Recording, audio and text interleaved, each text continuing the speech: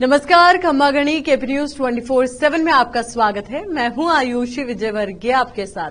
तो चलिए खबरों के सफर की शुरुआत करते हैं और सबसे पहले एक नजर हेडलाइंस पर। 12 में स्वच्छ भारत मिशन के तहत नगर परिषद ने रात्रि 8 बजे बाद सफाई अभियान शुरू किया। आरएसएस कार्यकर्ता व उनके पुत्र के साथ थाने पर मारपीट, देर रात हुआ हंगामा, विधायक शर्मा भी पहुंचे, दादाबाड़ी सीआई सस्पेंड। 12 में जिला कलेक्टर हो तो रोहिताश सिंह तोमर जैसा 12 में ज्वाइनिंग के बाद दिन रात कर रहे हैं काम। हिंडोन में पानी की पाइपलाइन लीकेज, कॉलोनी वासी परेशान। 12 जिला कलेक्टर ने नगर परिषद का किया औचक निरीक्षण।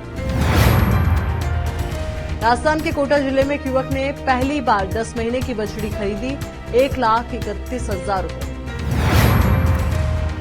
डूंगरपुर नगर परिषद सभापति ने पूर्व राज्य सरकार पर आय के स्रोत बंद करने का लगाया आरोप।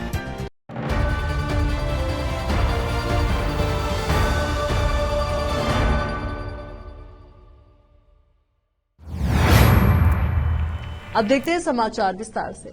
12 में देश के प्रधानमंत्री नरेंद्र मोदी द्वारा चलाए गए स्वस्थ भारत मिशन अभियान के तहत बुधवार को शहर में रात्रिकालीन सफाई अभियान की शुरुआत की गई, जिसे विधायक राधेश्याम बैरवा ने प्रताप चौराहे पर हरी झंडी दिखाकर जनप्रतिनिधियों द्वारा सफाई कार्य शुरू कर अभियान का शुभारंभ किया। इस अवसर पर भाजपा व कांग्रेस के पार्षद व जनप्रतिनिधि कार्यकर्ता सहित नगर परिषद सभापति ज्योति पारस, आयुक्त ब्रजेश रॉय भी मौजूद रहे। विधायक राधेश्याम बैरवा ने बताया कि प्रधानमंत्री नरेंद्र मोदी के आह्वान पर देश में स्वच्छ भारत मिशन के तहत रात्रि 8 बजे के बाद सफाई अभियान शुरू किया गया है। 12 शहर में नगर परिषद की ओर से सफाई अभियान चलाया जाएगा, जो हमेशा चलता रहेगा, ताकि दिन भर जो गंदगी होती है उसे रात्रि 8 बजे बाद साफ किया जा सके, जिससे शहर का वातावरण स्वच्छ रहे, जिसका शुभारंभ किया गया। 12 से संवाददाता ब्रजेश यादव की रिपोर्ट। आज हमारे लोकप्रिय प्रधानमंत्री माननीय नरेंद्र जी मोदी जी के आह्वान पर स्वच्छ भारत मिशन के तहत आज 12 शहर में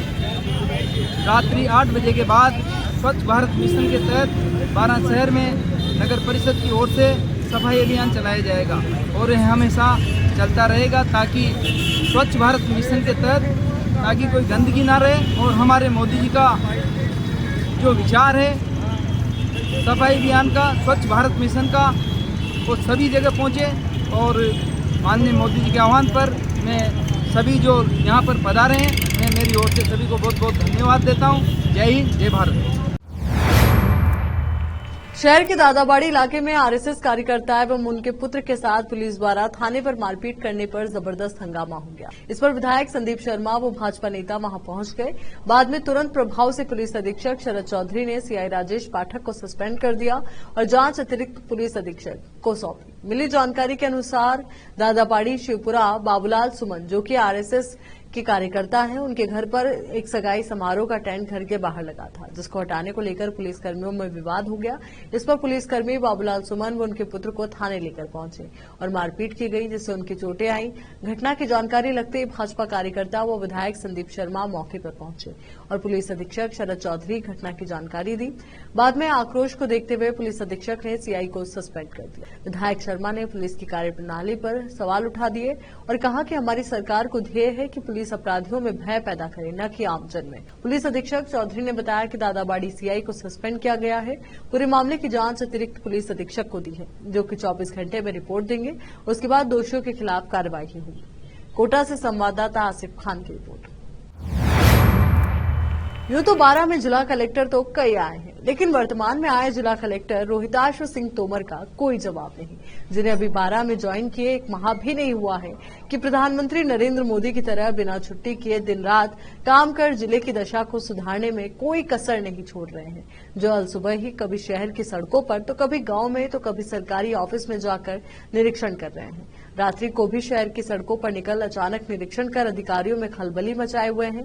कभी अचानक अस्पताल में पहुंच रहे हैं तो कभी नगर परिषद तो कभी नरेगा स्थल पर पहुंच रहे हैं, जहां अधिकारी कर्मचारी के अनुपस्थित मिलने या व्यवस्थाएं बिगड़ी होने पर संबंधित को चार्जशीट देकर जिले की दशा सुधारने के पूर्ण प्रयास कर रहे हैं, जो निरंतर अपने कार्यालय में जन सुनवाई भी कर रहे हैं। बुधवार को सुबह 9:30 बजे जिला कलेक्टर नगर परिषद कार्यालय पहुंचे, जहां 3 कर्मचारी अनुपस्थित मिले तो व्यवस्थाएं बिगड़ी होने पर संबंधित को नोटिस जारी किया। वहीं रात्रि 9 बजे शहर में निकल सफाई कार्य का निरीक्षण किया तो अभय कमांड सेंटर में भी व्यवस्थाएं देखी। ऐसे में नए जिला कलेक्टर अपने कार्य को लेकर आमजन में चर्चा का विषय बने हुए हैं। हर कोई कह रहा है कि जिला कलेक्टर हो तो ऐसा जो नरेंद्र मोदी की तर्ज पर बिना छुट्टी किए दिन रात काम कर रहे हैं। हर कोई उम्मीद जता रहा है कि अब 12 जिले की दशा सुधरेगी। 12 से संवाददाता ब्रजेश यादव की रिपोर्ट। हिंडौन सिटी गोपाल सब्जी मंडी के पास श्रीराम कॉलोनी में 3 महीने पहले पानी की लाइन के लिए खुदाई की गई थी और इसके अंदर पानी की पाइपलाइन बिछाई गई थी। पानी की पाइपलाइन बिछाने के बाद जो सड़क की कंक्रीट बड़े बड़े खड्डे निकले थे उनको बीच रास्ते में छोड़ दिया गया और पानी की पाइपलाइन को भी पूरी तरह से ज्वाइंट नहीं किया गया और जहां से पाइपलाइन ज्वाइंट कर दी गई है वहां पर पाइपलाइन को ठीक से ढका भी नहीं है। मनीष महावर ने बताया कि इससे कॉलोनी वासियों को आने जाने में बहुत कठिनाइयों का सामना करना पड़ता है। यहाँ तक कि इस कॉलोनी में मोटरसाइकिल से आने वाले जो कॉलोनी वासी हैं उनकी कई बार मोटरसाइकिल गिर चुकी है।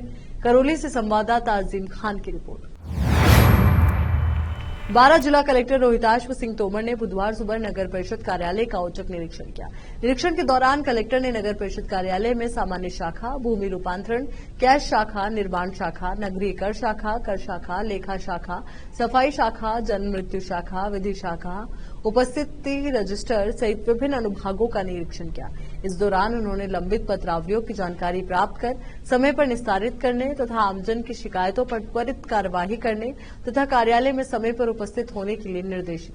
जिला कलेक्टर ने कार्यालय में व्यवस्थाओं का जायजा लेते हुए संपूर्ण साफ सफाई व्यवस्था, कार्यालय में अनावश्यक भंडारण हटाने, भूमि रूपांतरण शाखा में लंबित फाइलों की सूची तैयार करना, सभी लंबित फाइलों का 7 दिवस में निस्तारण, बकाया बिल भुगतान की सूची, यूडी टैक्स का सर्वे टेंडर, पार्किंग व्यवस्था, प्रधानमंत्री आवास योजना के तहत प्रथम, द्वितीय व तृतीय किश्त की सूची व तृतीय किश्त के बाद पूर्ण हुए आवासों की सूची, 15 दिवस में एकल खिड़की तैयार कर लोक सेवा गारंटी के बैनर व नोटिस बोर्ड, जन्म मृत्यु एवं कार्यालयों की अन्य शाखाओं की रसीद काटने की एकल खिड़की एवं 15 दिवस में रिकॉर्ड रूम तैयार करने के लिए विभाग के संबंधित अधिकारियों को निर्देशित किया।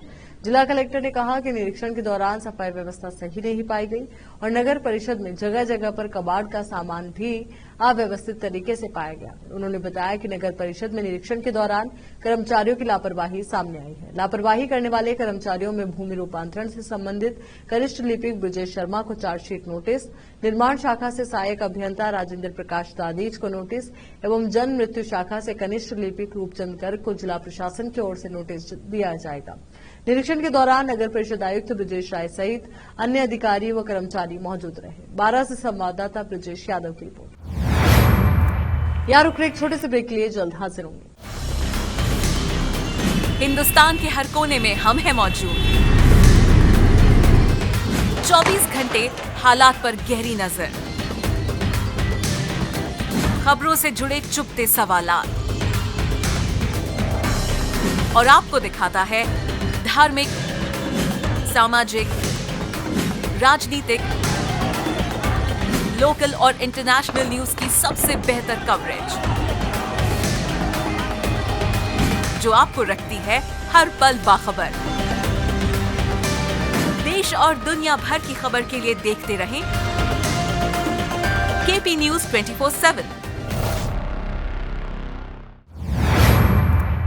ब्रेक के बाद एक बार फिर से आपका स्वागत। शिक्षा नगरी कोटा के किशोरपुरा निवासी तनवीर ने राजस्थान के अजमेर जिले से गाय की एक ऐसी ब्रीड खरीदी है जिसकी उम्र मात्र 10 माह है और लगभग उसकी कीमत 1,31,000 रुपए है। इसको अजमेर से कोटा लाया गया है। किशोरपुरा निवासी पशु प्रेमी तनवीर ने बताया कि मुझे गाय पालने का काफी शौक है, इसके चलते वे 1,31,000 रुपए की गाय अजमेर से कोटा लेकर आए हैं। ये उनका पशु प्रेम है और प्रेम अनमोल होता है। गिर क्रॉस गाय, जब भी क्रॉस शब्द का इस्तेमाल किसी नस्ल के साथ होता है तो उसमें एक ऐसे पशु की बात होती है जो क्रॉस ब्रीडिंग के जरिए पैदा हुआ है। गिर क्रॉस गाय एक दिन में 35 से 40 लीटर तक दूध दे सकती है। गिर के दूध में A2 प्रोटीन के गुण अधिक होते हैं। ये नस्ल एक बार में 1700 से लेकर 2100 लीटर तक दूध दे सकती है। गिर क्रॉस गाय के दूध में ऐसे पोषक तत्व पाए जाते हैं जो बहुत से रोगों से न केवल बचाकर रखते हैं बल्कि रोगों के इलाज में भी मदद करते हैं। कोटा के किशोरपुरा पहुंचने पर मोहल्ले वालों में 1,31,000 रुपए की बछड़ी को देखने का कौतूहल लग गया। मोहल्ले में आतिशबाजी और ढोल नगाड़ों से बछड़ी का स्वागत किया गया। लोग बछड़ी के साथ सेल्फी भी लेते दिखे। पशुपालक तनवीर आलम ने बताया कि 11 माह की बछड़ी है। इसका नाम लाडो रखा है। पूरे राजस्थान में इस नस्ल की ये उत्तम बछिया है। इस नस्ल की गाय की कीमत लगभग 5 लाख रुपए है। कोटा से संवाददाता आसिफ खान की रिपोर्ट। राजस्थान के बारां में वन विभाग की लापरवाही से हजारों बीघा जंगल पर दबंगों ने पेड़ों को काटकर फसल कर रखी है।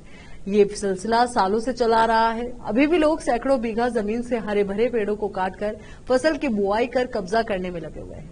ग्रामीण दर्जनों बार वन विभाग सहित प्रशासन के आला अधिकारियों को ज्ञापन देकर जंगल को मुक्त करने की मांग करते आ रहे हैं, लेकिन दबंग राजनीतिज्ञों के सामने प्रशासन सहित वन विभाग बोना साबित हो रहा है। हाल ही में नए जिला कलेक्टर रोहिताश सिंह तोमर ने भी अभियान चलाकर सरकारी जमीन को अतिक्रमण मुक्त करने के संबंधित विभागों को आदेश दिए, फिर भी नेताओं से दबे अधिकारी कोई कार्रवाई नहीं कर सके। गरीबों के छोटे अतिक्रमण को ही हटाकर रह गए।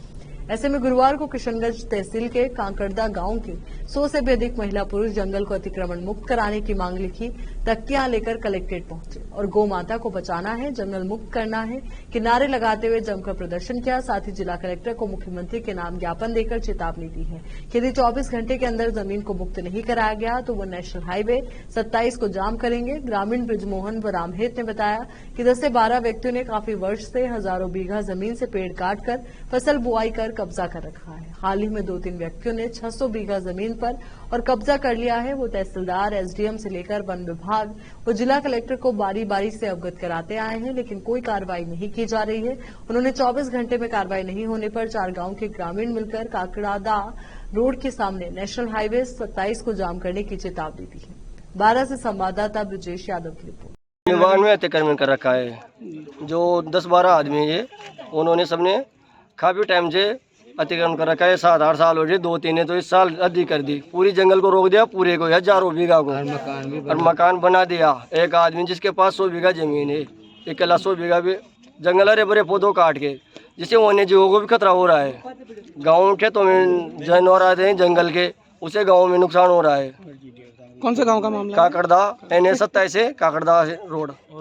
इसको भी इससे पहले भी इसको लेकर इससे पहले का भी ध्यान सुनवाई नहीं की गई।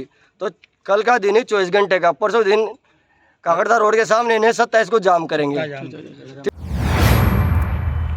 बूंदी में लोकसभा आम चुनाव 2024 के कार्यों के लिए गठित निर्वाचन व्यय प्रकोष्ठ के अधीन निर्वाचन संबंधी विभिन्न कार्यों के निष्पादन के लिए गठित विभिन्न दलों का प्रशिक्षण सीनियर हाई सेकेंडरी के सभागार में आयोजित हुआ। प्रशिक्षण में सहायक व्यय पर्यवेक्षक, उड़नदस्ता, लेखा टीम, स्थितिक निगरानी दल, वीडियो निगरानी टीम और वीडियो अवलोकन टीम को प्रशिक्षण दिया गया। प्रशिक्षण के दौरान आगामी लोकसभा चुनाव स्वतंत्र, निष्पक्ष एवं शांतिपूर्ण तरीके से कराने के लिए FST यानी कि flying squad team, SST static surveillance team और VST वीडियो सर्विलांस टीम का गठन किया गया और इनको जानकारी दी गई कि सभी गठित दल आदर्श आचार संहिता लागू होते ही या तत्काल प्रभावशील हो जाएंगे। कोई व्यक्ति आचार संहिता का उल्लंघन करता है तो ऑनलाइन ऐप पर शिकायत दर्ज कराएंगे और वहां पर शिकायतें दर्ज हो सकेंगी। शिकायतों का निराकरण संबंधित टीम क्षेत्रानुसार समय अवधि में करेंगी। आगामी लोकसभा चुनाव के दौरान आदर्श आचार संहिता का कड़ाई से पालन कराएं और भारत निर्वाचन आयोग के निर्देशों का पालन कराएं।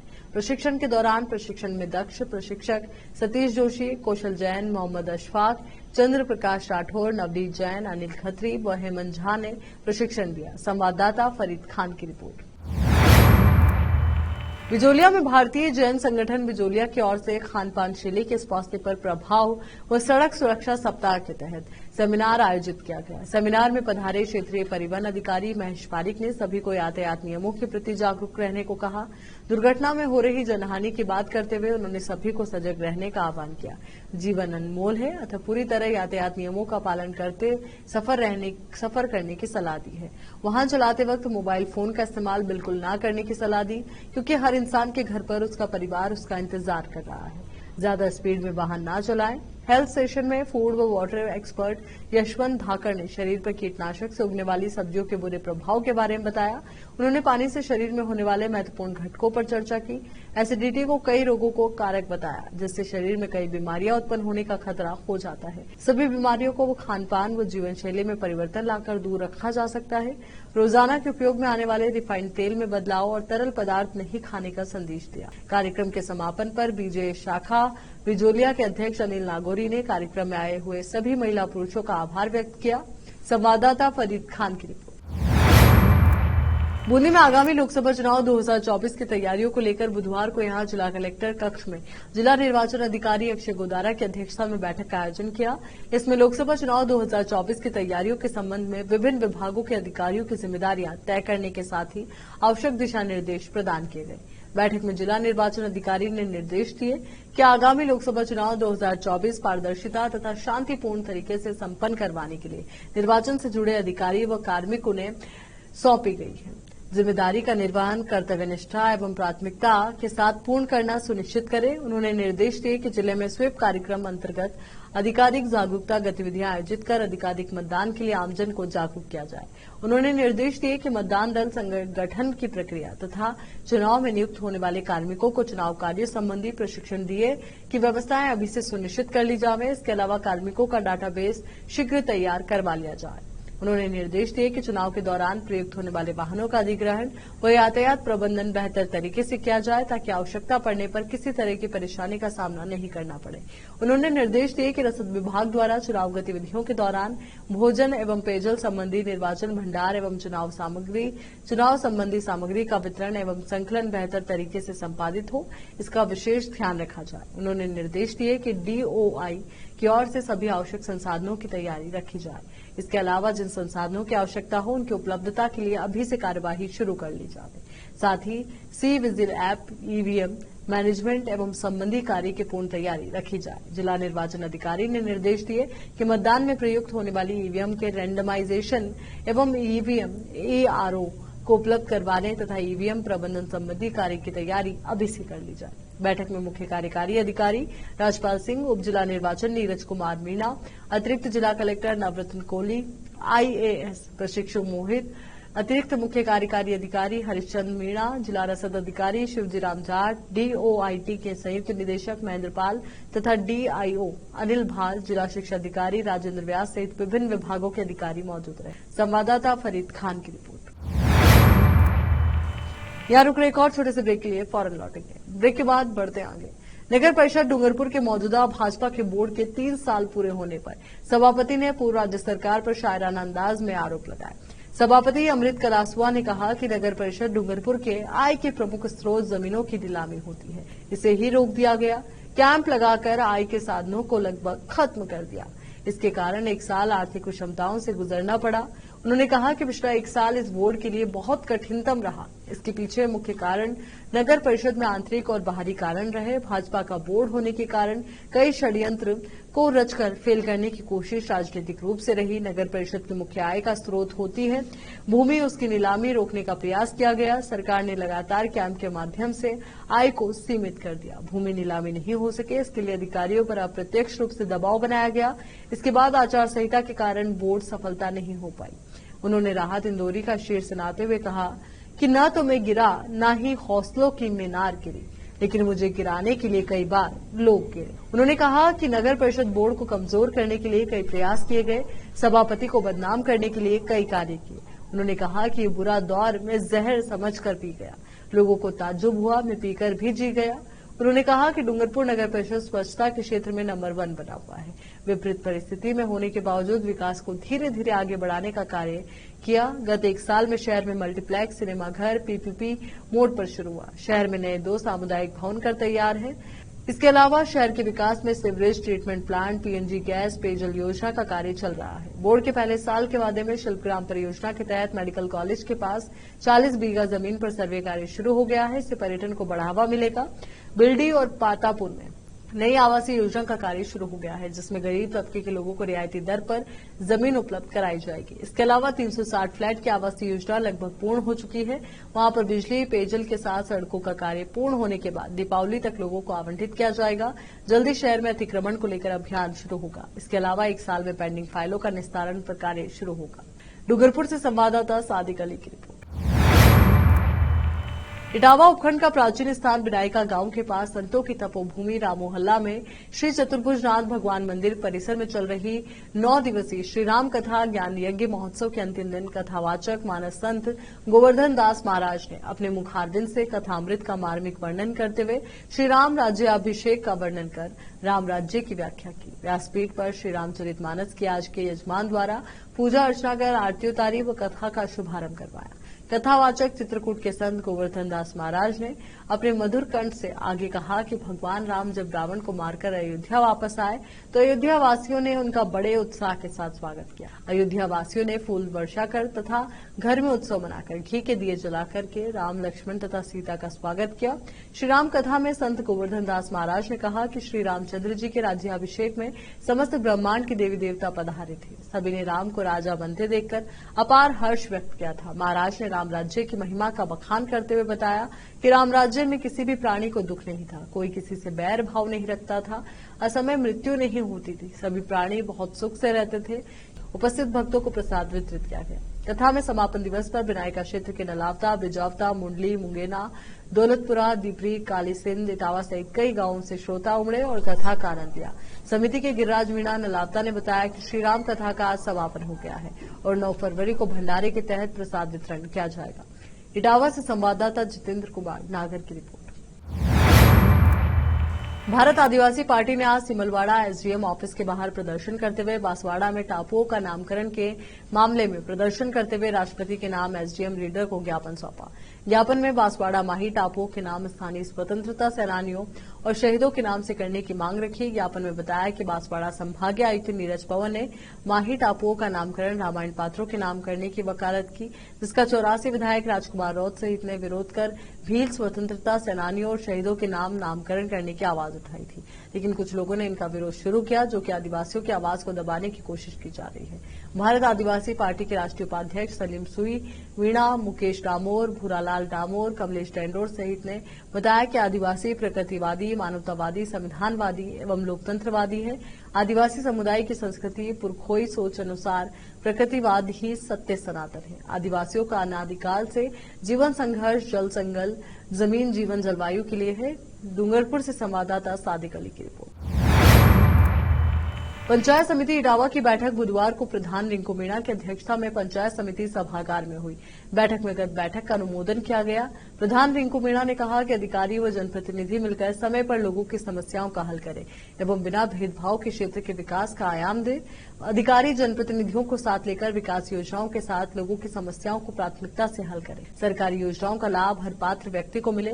खंड विकास अधिकारी रामविलास मीणा ने मनरेगा कार्य योजना 2024-25 में 3126 कार्य के लिए 106 करोड़ की कार्य योजना व जीपीडीपी ग्राम पंचायत स्तर और ब्लॉक स्तर अनुमोदन के लिए प्रस्तुत की, जिसका अनुमोदन किया गया। बैठक में तहसीलदार पीपलदा रामकिशोर मीणा, अधिशासी अभियंता मुकेश मीणा, ब्लॉक सीएमएचओ जय किशन मीणा, जिला परिषद सदस्य लेखराज मीणा सहित पंचायत समिति सदस्य व ग्राम पंचायत के सरपंच मौजूद रहे। इटावा से संवाददाता जितेंद्र कुमार नागर की रिपोर्ट। इटावा एसडीएम नीता वसीटा ने बुधवार को प्राथमिक स्वास्थ्य केंद्र गेता का औचक निरीक्षण किया। इस दौरान उन्होंने अस्पताल में कर्मियों की उपस्थिति की जांच की। इस दौरान सभी कार्मिक मौजूद मिले। इसके साथ ही उन्होंने अस्पताल की दवा वितरण केंद्र व वार्ड सहित अन्य व्यवस्थाओं का जायजा लिया और व्यवस्थाओं को लेकर चिकित्सा प्रभारी डॉक्टर संजय मोहन मीणा से चर्चा कर आवश्यक दिशा निर्देश दिए। इसके साथ ही उन्होंने मरीजों से भी अस्पताल की व्यवस्थाओं को लेकर जानकारी ली। इटावा से संवाददाता जितेंद्र कुमार नागर की रिपोर्ट। चलिए एक बार फिर से नजर डालते हैं हेडलाइंस पर। 12 में स्वच्छ भारत मिशन के तहत नगर परिषद ने रात्रि 8 बजे बाद सफाई अभियान शुरू किया।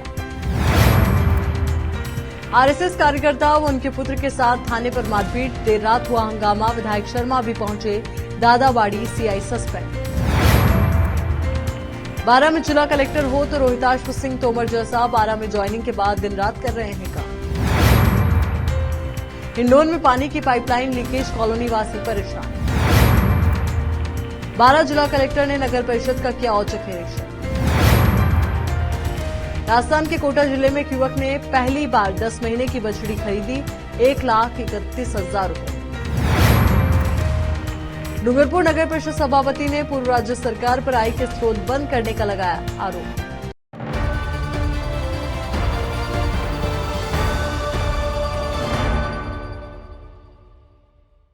केपी न्यूज के राजस्थान बुलेटिन में फिलहाल के लिए इतना ही। देश और दुनिया से जुड़ी तमाम ताजा खबरों के लिए आप बने रहिए केपी न्यूज 24/7 के साथ। धन्यवाद।